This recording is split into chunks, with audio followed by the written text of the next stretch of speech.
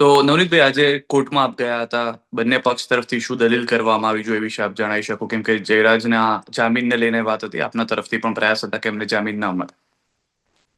જી, અમારા આજે લીગલ ટીમના એડવોકેટ હાજર હતા. અમારે જે કાંઈ એમના જામીન અરજી વિરુદ્ધ જે કાંઈ પુરાવા જે કાંઈ અમારે એવિડન્સ આપવાના હતા એ અમે વિરોધ દર્શાવ્યો છે ત્યાં. અને બંને પક્ષ તરફથી શું દલીલ કરવામાં આવી એ વિશે જો આપ જણાવી શકો? અમે અમારા તરફથી કે માનો કે જો આરોપીને છૂટા કરવામાં આવે તો પંચ પુરાવાની છેડછાડ કરી શકે અથવા મને કઈ ફરી વખત કોઈ પ્લાનિંગ બનાવીને કઈ ને કઈ કરે એવી અમે રજૂઆત કરી છે નામદાર કોર્ટમાં. અને એમના વકીલ તરફથી કઈ કહેવામાં આવ્યું હતું? એમના વકીલ દ્વારા તો એ તો બધું લેખિતમાં ને મૌખિક ને બધી ત્યાં રજૂઆત કરેલી છે એ લોકોએ. અને જે આપના તરફથી પણ એક રજૂઆત આની પહેલા પણ કરવામાં આવી હતી કે ભાઈ આમને વીઆઈપી ટ્રીટમેન્ટ ને બધું મળે છે, એવી તમે કઈ રજૂઆત કરી ત્યાં આગળ કોર્ટમાં?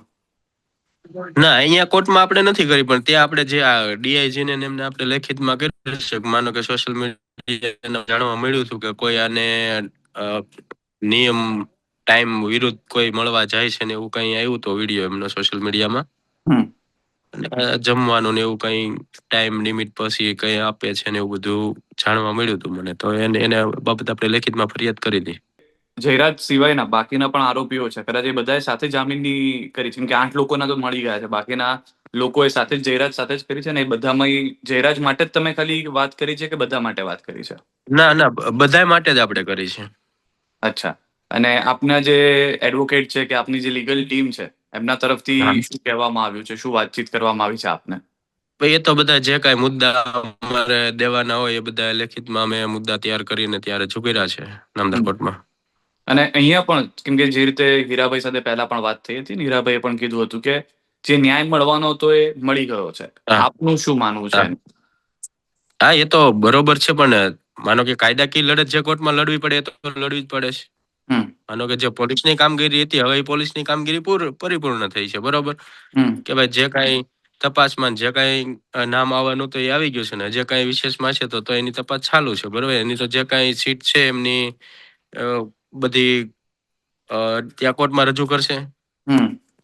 અને ત્યારબાદ જે કોર્ટની જે લડાઈ છે કાયદાકીય તો કોર્ટમાં જ ચાલવાની છે. એક મુદ્દો આપણે કદાચ પહેલા પણ ચર્ચા કરી હતી સમાધાનને લઈને. જેમ દિવાયતના કેસમાં સમાધાન થયું, કોર્ટે ખુદ કીધું કે ના ભાઈ એ પ્રખ્યાતની કુખ્યાત છે, તો સમાધાન જેવું તો કંઈ થયું નહીં. તો આપના માટે હવે સમાધાનને લઈને કઈ વાત કરવામાં આવી રહી છે હજી? નહીં, આપણે કદાચ વાતો કરતા હશે પણ આપણા સુધી હજુ હવે પછી પાછી ક્યારેય વાત આવતી નથી, કારણ કે મેં પહેલેથી જ ઇનકાર કરી દીધેલો છે કે ભાઈ આપણે ક્યારેય સમાધાન કરવું નથી. તો એમના તરફથી મુદ્દો શું હતો જામીન આપવાને લઈને? મુખ્ય મુદ્દો શું હતો એમના તરફથી? એ તો ત્યાં વકીલને ને ત્યાં કોર્ટમાં ખબર હોય ને. હવે તો હું પાછળ હતો એટલે મને કઈ સંભળાતું નહોતું બહુ ત્યાં. અચ્છા. અને એવું કઈ કીધું છે કે જેમ કે શનિવારનો દિવસ આપ્યો છે, પણ ક્યાં સુધીમાં આ નિર્ણય જણાવવામાં આવી શકે, જેવું કોઈ આપને જાણ કરી છે? એ તો કાલે જ હુકમ ઓર્ડર થાય ને. સમયની કોઈ જાણ કરી છે? નહીં, 6 મહિનાની નહીં, કાલની તારીખ ટાઈમ નથી આપ્યો કોઈ.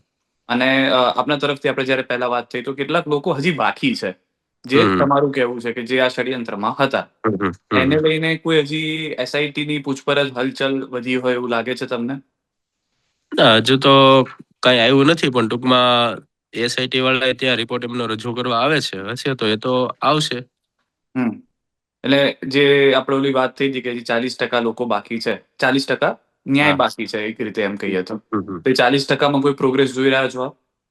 હવે એ તો હવે આગળ તપાસનો વિષય છે એ લોકોનો. હવે ત્યાં કઈ રીતે બધું કરે ભેગું એ તો એમને ખબર હોય.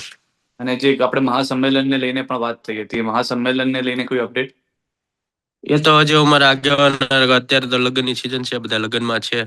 લગ્ન પતી જાય પછી અમારા આગેવાનોની રાય લઈને પછી અમે આગળ કરશું. ઠીક છે. આભાર અમારી સાથે જોડાવા નવનીતભાઈ, આપનો સમય આપ્યો એ બદલ આપનો.